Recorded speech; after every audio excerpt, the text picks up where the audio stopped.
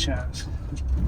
After crossing the Channel and arriving in the UK, we're heading for Wales to turn our factory-built postle van into an off-grid beast. We leave busy London and head west. We stop off at Stonehenge and learn the perfectly legal way to visit the Stone Circle for free.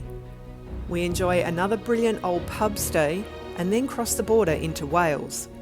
We drive deep into the woods to my cousin's workshop, but the track up to his place is steep and narrow, and we're not sure the Pos will make it. What will we do if we can't drive up here? Keep watching to see the epic solution to this problem. Well friends, after a great morning sightseeing in London, we're heading out of the city now, about to get onto the M25 circular road. What is it, Nige? The road to hell? Road to hell, Chris Rea. Typically the biggest car park in the world. It can be horrendous in rush hour. We're making our way to Stonehenge, one of the most popular tourist sites in all of the UK. Nigel's never seen it. In general, we're heading out west, heading for Wales, to go to my cousin's place to get a whole bunch of work done on the van.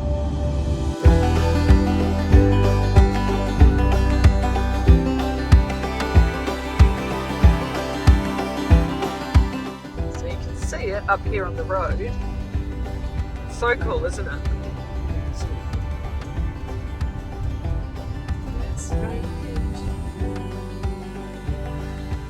So if you come here in a motorhome, you'll get directed up into the coach park. Okay, so we have arrived at Stonehenge and it's quite a typical British summer's day. It's raining. We are going to take a walk down to Stonehenge. Now, it actually costs £30 to get in here, which is per person, which is like $60. And we just got the hot tip from one of the guys working here, old mate, that you can just walk straight through. We don't get to go in the exhibition, but yeah, we're going to save ourselves 30 quid. 60 quid. So this is the visitor centre and cafe. So it was built in 3000 BC it started. So we're about to start the walk out to Stonehenge. So the walk is around 2 kilometres. I guess that's one way. 30 minutes. And as you can see, there's a lot of people walking. We're still reveling in the fact that we saved 60 quid. So old mate, he was like a guardian angel, wasn't he? Yeah. By the time he came out of the toilet, he was gone. Okay, so we've just got another heads up. Go through the tracks. This way's a bit shorter. We're going through the woods now. Through the woods. This is a much nicer way to walk to Stonehenge than up the road. A little bit off the beaten track here. This is what we're all about here, Nigel and Sue Adventures. We are all about finding the off the beaten path. Nigel, don't tell me we've come to a dead end. Oh, this looks promising.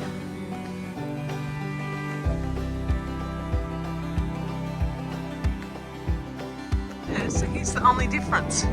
We are on this side of the fence. So yeah, they've paid the 30 quid. We have not.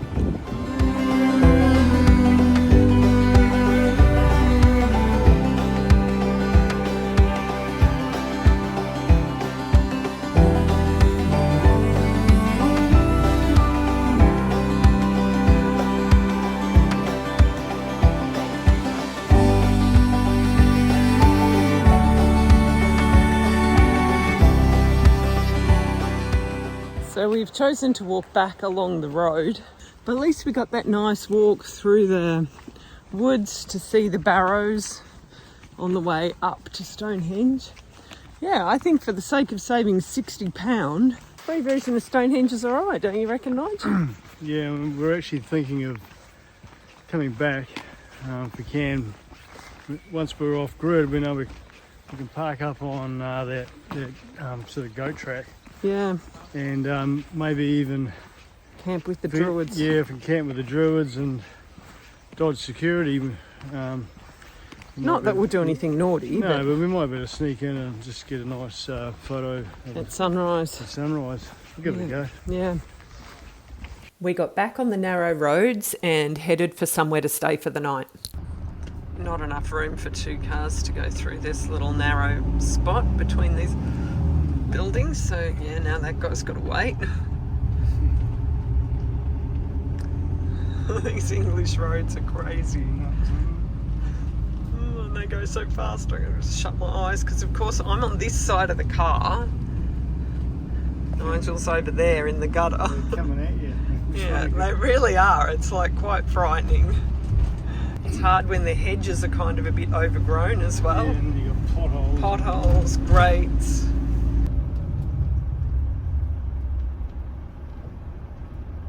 Okay, the next one's saying to go. Thank you, matey. So pretty. Oh, look at the church. So this is the pub. It's called Tucker's Grave Inn. Now it doesn't look like much from the front here, but once you head inside, it's just incredible. And they have this massive camping lot out the back. So this is the gorgeous pub with its beer garden. Yeah, it was this pub. Nobody gets out sober. It's the funniest little pub. Like it's so skinny. I know. It's literally, you've got to almost go sideways. It's so teeny. And then that's it right there. Oh, look at him. Oh, What are you doing? What's your little puppy. What's that, buddy? So we've just ordered a couple of ciders here. This is the pub. These are the local ones from here. And as you can see, they're not fizzy and they're also not cold. Look how cute this pub is. Anyway, let's. How often would you have a room temperature kind of flat cider? Yeah, I know. First for me. Yeah. It's just like alcoholic apple juice. Yeah. It is. So the pub is up there behind that fence, and this is where we camped. So this area here is the adults only area. It's nice and quiet. It is a little bit sloped, but yeah, anyway, it's relatively flat where we are. There's a few more, and then way down the end there is like more of a family area. So we can fill up here at Tucker's Grave. So while that's happening, in terms of the grey water, we just have to decant into a bucket and take that round to the actual dump point in front of the ablution block. A little bit of a time-consuming exercise, but doable. She's done. Okay.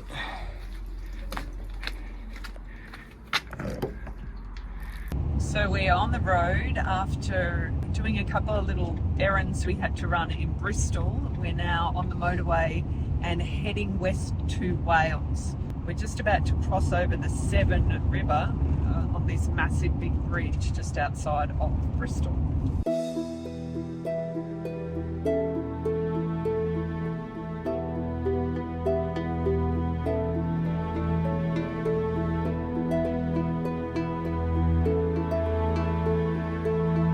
Okay, well, Sue's headed off to Lidl to get some stuff for lunch. I've got a bit of a inventory here, stuff to get from home base. Well, look how they spell. So paint in Welsh, P-A-E-N-T. Paint, awesome. Teals, tiles, teals. Oh, the flooring's a bit funny. L'Oreal. Anyway, but yeah, it's all in English, so it makes life a lot easier to find stuff as opposed to when we were in Germany. Well, I've got to be honest, this ain't Bunnings. This is not your average hardware store with all the stuff. There's a lot of stuff missing. Yeah, anyway, I'm just going to have to make do here. Okay, got a fair amount. There's £68 worth of gear in there, so good start. Oh, yeah, looks like Sue's back from Lidl. What'd you get me? Hey? Oh wow, look at that. Yumbo. After lunch we continued and eventually found ourselves driving into the woods, and then we were confronted with this steep, narrow track. I've got to be honest here, probably the camera doesn't do it justice, but that is steep as. I'm running on a front wheel drive, 2-wheel drive Citroen, so this is going to be touch and go getting up this thing. There you go, there's nothing.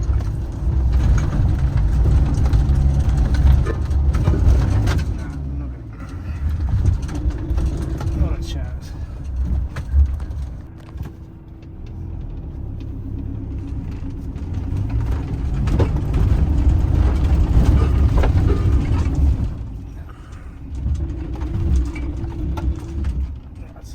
Okay, well, we'll just converse with David, Sue's cousin. Reckons he can get a 2CV up there, so I'm letting the side down. I have to. I can't admit defeat here.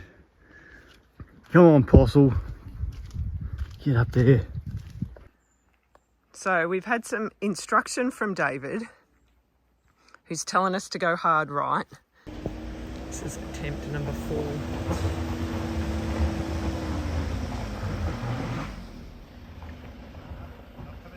No. You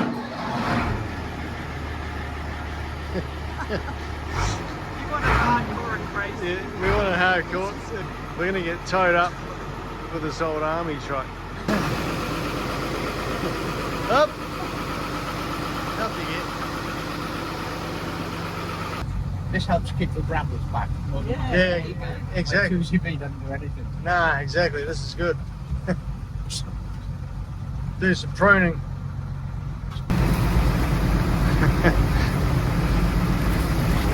Also coming into view. So yeah, it's just this steep bit coming up here. We need to get over. We should just point out that my cousin has recently had major surgery on his hand and is meant to be resting. So we found the toe point and the toe clip thing. Nigel's toe eye, yes. Nigel's attaching that. I'm curious as to how it toes like from the one side. It's doesn't matter. okay. It's just And then we've got the chain and the beast.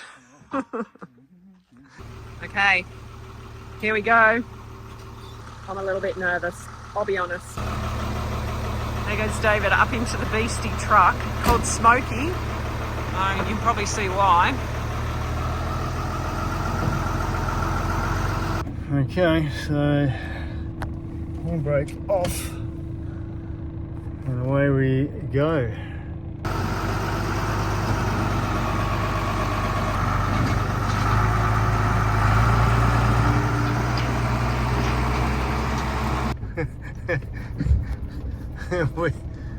and we're off.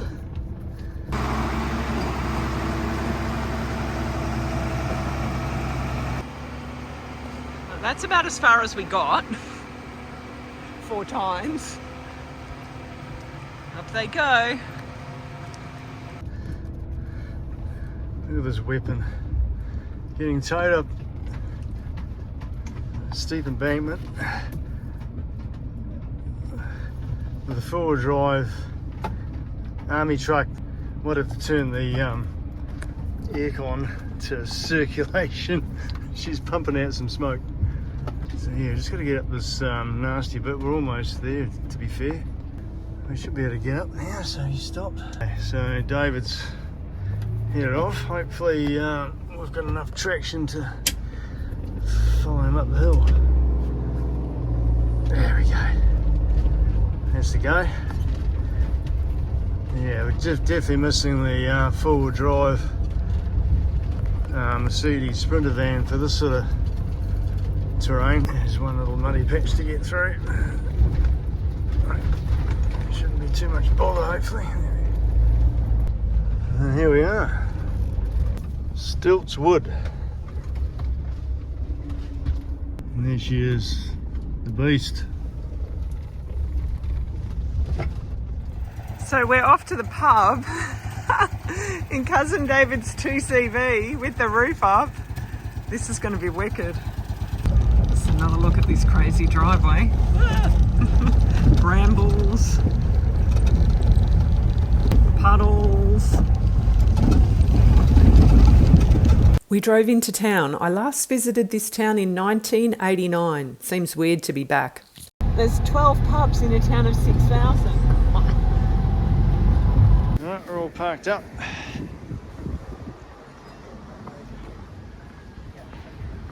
Oh, we're not going to the Dragon, we're going somewhere else. So we're going to the Eagle Inn. Cool.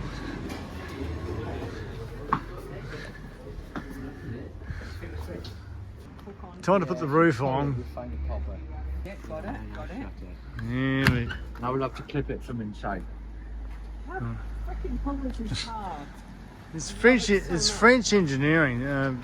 Don't tell the French, but they're pretty bloody switched on. Am I sitting in the front? Right.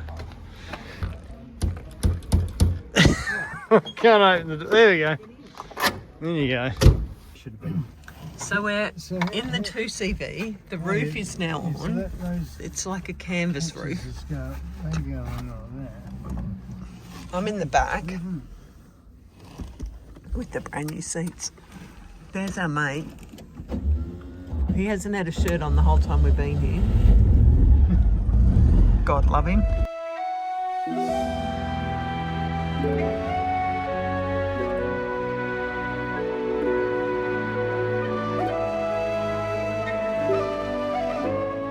Okay, so where the postle failed, the 2CV, go further the postle. Yes.